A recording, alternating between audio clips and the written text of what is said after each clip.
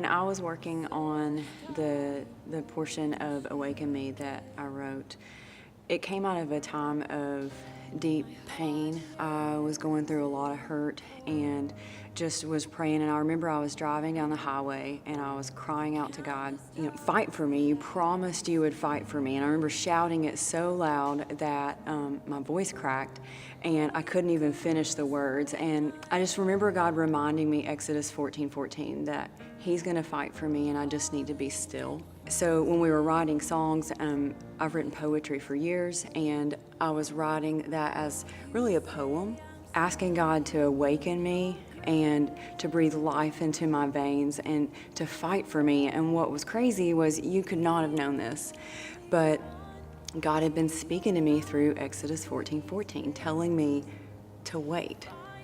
And you didn't know that because that wasn't in the words or the lyrics that I had shared with that poem. So the first time I heard that paired with the song, I just sobbed because I was like, God, like you weaved this together and it was totally you. It was a Holy Spirit thing that you finished it with that, because it was a cry of my heart telling Him to fight for me and then Him reminding me to wait. So to say, I promise that I'll wait for you was so big. Like, to me, that's like the most amazing thing, Yeah, is that's true.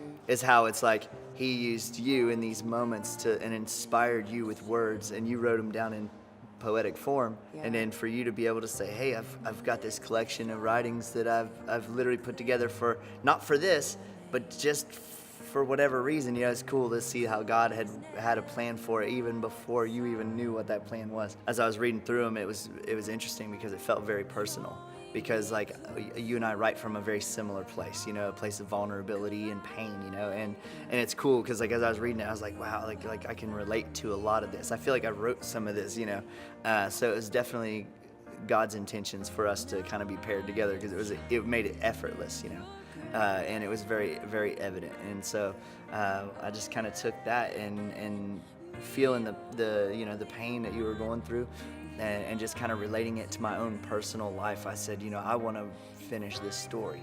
I want to write the prequel to this story, or it's like I want to be a part of this because it felt very personal. So that's how I kind of took it and was like, what, let's make this. And what's crazy about that, and like the words that you chose for the bridge, was during the season that I was writing those words out of, I just sought so heavily after God. Like I remember just being in a lot of intercession, and I would be seeking His presence through worship and prayer and through the Word fervently, because when I was in His presence, I was comforted and I had peace and I had hope, and I was reminded I'm going to be okay. And so the fact that that's the bridge in this song is incredibly powerful. Like I remember the first time I heard those words too, that just tears were flowing, because I was like, oh my gosh, like this is the story of the season that I was in, God, that you birthed this chorus out of.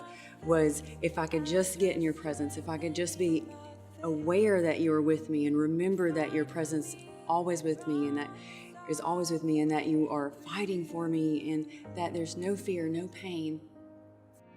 And that's what I hope for others when they listen to it.